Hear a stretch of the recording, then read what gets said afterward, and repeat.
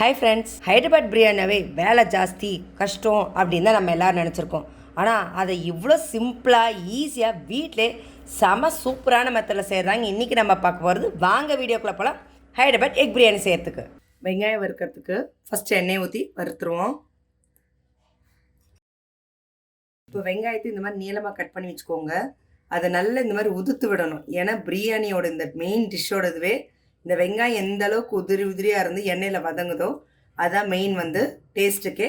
நம்ம இதை இப்போது எண்ணெயில் போட்டு பொரிச்சிடலாம். எண்ணெய் காஞ்சிருச்சு, வெங்காயத்தை உதுத்ததை போட்டுருவோம் பொரியறதுக்கு. வெங்காயம் நல்லா கோல்டன் ப்ரௌனாக ஃப்ரை பண்ணி எடுக்கணுங்க. நல்லா முருகணும் வெங்காயம். வெங்காயம் நல்லா பொரிஞ்சிருச்சு. இப்போ இதை எடுத்து நம்ம வடிகட்டிடுவோம்.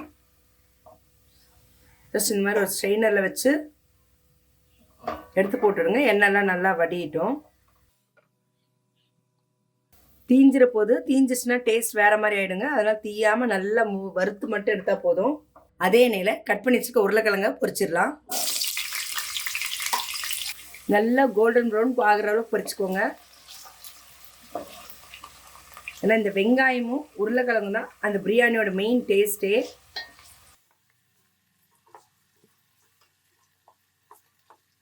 இப்போது உருளைக்கிழங்கு நல்லா பொரிஞ்சிருச்சு. இப்போ இதையும் நம்ம எடுத்துருவோம்.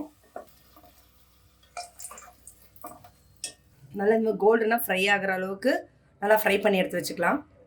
முட்டையை வேக வச்சுருக்கேன். இப்போ இதில் மசாலாவில் நம்ம எண்ணெயில் ஃப்ரை பண்ண போகிறோம். இதை நம்ம லைட்டாக கத்தி வச்சு ஃபுல்லாக குத்தி விடலாம். அப்போ தான் மசாலாலாம் நல்லா உள்ளே இறங்குறதுக்கு. கத்தி எடுத்து ஜஸ்ட் இப்படி சும்மா அங்கங்கே ஒரு குத்தி விட்டிங்கன்னா, ரொம்பவும் உள்ளே குத்திடாதீங்க. அந்த மஞ்சள் கருலாம் அப்புறம் வேகும் போது இதாகிடும். வறுபடும் போது லைட்டாக அங்கங்கே குத்தி விட்டுட்டு இதே மாதிரி எல்லா முட்டைக்கும் நம்ம செஞ்சிடலாம். எடுத்து வச்சுக்க முட்டையெல்லாம் எண்ணெயில் பொரிக்க ஆரம்பிச்சிடலாம்.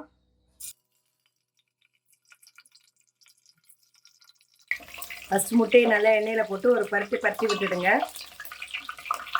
முட்டையில் மசால் பிடிக்கிறதுக்கு கொஞ்சமாக மஞ்சள்தூள் போட்டுக்கோங்க, கொஞ்சமாக மிளகாத்தூள் போட்டுக்கோங்க, கொஞ்சமாக உப்பு. இது நல்லா வறுக்கலாம்.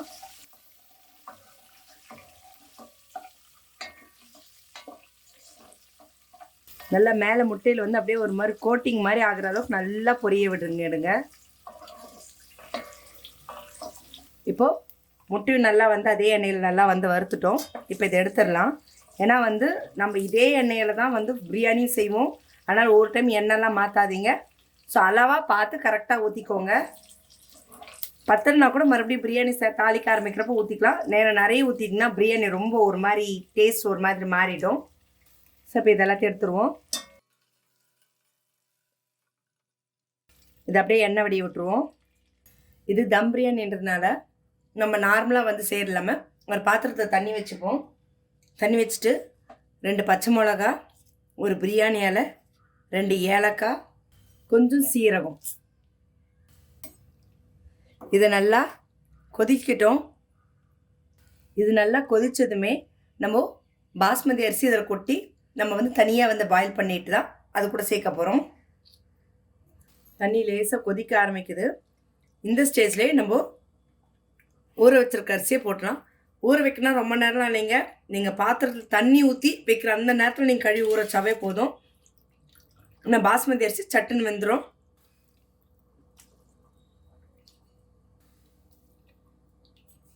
இப்போது இதுக்கு ஒரே ஒரு ஸ்பூன் எண்ணெய் ஊற்றிக்கோங்க. ஏன்னா அப்போ தான் சாதம் நல்லா ஒட்டாமல் வர்றதுக்காக.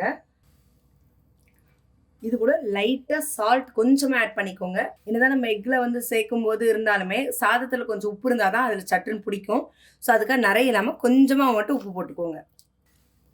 இப்போ இது வெந்துட்டுருக்குற இந்த கேப்பில் நம்ம பிரியாணி செய்யறதுக்கு மசாலா எல்லாத்தையும் ரெடி பண்ண ஆரம்பிச்சிடலாம். ரொம்பவும் வேக விட்டுறாதீங்க. ஜஸ்ட் அது கொதிச்சதுமே ஆஃப் பண்ணிட்டிங்கன்னா போதும். 3/4 பதம் வெந்திருக்கணும், அதுக்கு மேலே வேகக்கூடாது. இப்போது முட்டை வறுத்த அதே எண்ணெயில் பிரியாணி இலை 2, 3 ஏலக்காய், ஒரு துண்டு பட்டை, ஒரு அன்னாசிப்பூ, ஒரு மராட்டி மொக்கு, 3 லவங்கம், கொஞ்சம் மிளகு, இது நல்ல எண்ணெயில் வறுத்துடலாம். இப்போ இது கூட இஞ்சி பூண்டு பேஸ்ட் ஆட் பண்ணிக்கோங்க.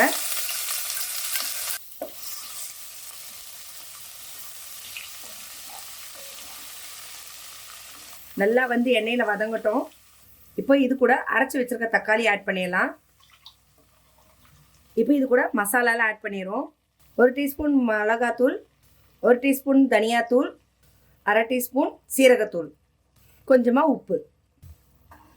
இதெல்லாம் நல்லா கொஞ்சம் வதங்கட்டும்.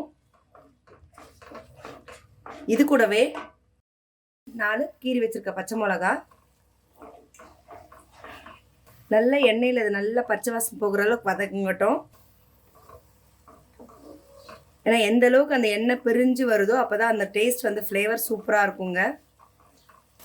இப்போது எடுத்து வச்சுருக்க தயிர் ஆட் பண்ணிக்கலாம். இது கூட நம்ம வறுத்த வெங்காயத்தை ஆட் பண்ணிப்போம். நல்லா கொஞ்சம் பொடிச்சு வச்சுக்கோங்க. அப்போ தான் வந்து டேஸ்ட்டே இதுதான் ரொம்ப ரொம்ப முக்கியமானது. கொஞ்சம் வந்து டெக்கரேஷனுக்கு எடுத்து வச்சுக்கோங்க. இப்போது வறுத்த உருளைக்கிழங்கு ஆட் பண்ணிடலாம்.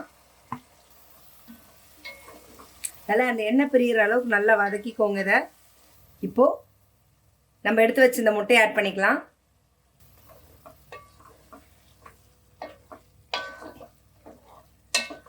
ஒரு 5 நிமிஷம் முட்டையில் நல்லா மசாலா ஏறுற அளவுக்கு வதக்கிக்கோங்க.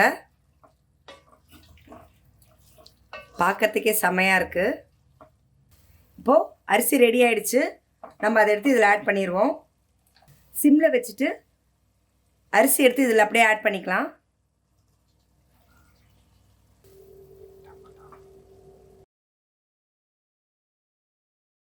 நம்ம இதில் இப்போ ஃபுட் கலரிங் ஆட் பண்ண போகிறோம்.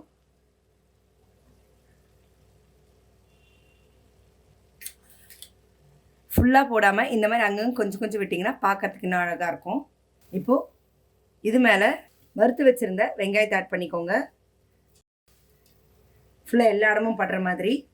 இது மேலே கொஞ்சமாக கொத்தமல்லி புதினாவையும் போட்டுக்கலாம். இது கூட இப்படி நெய் நம்ம ஆட் பண்ணிக்கலாம். இப்போது ஒரு பிளேட் வச்சு மூடிட்டு நம்ம சாதம் வடித்து தண்ணி இருக்கும் இல்லைங்களா, அதை அப்படியே தூக்கி அது மேலே அப்படியே வச்சுருங்க. ஸ்டவ்வை சிம்மில் வச்சு ஒரு 5லேருந்து ஒரு 10 நிமிஷம் இருந்தால் போதும். இப்போ வெந்துருச்சான்னு பார்த்துடலாம்.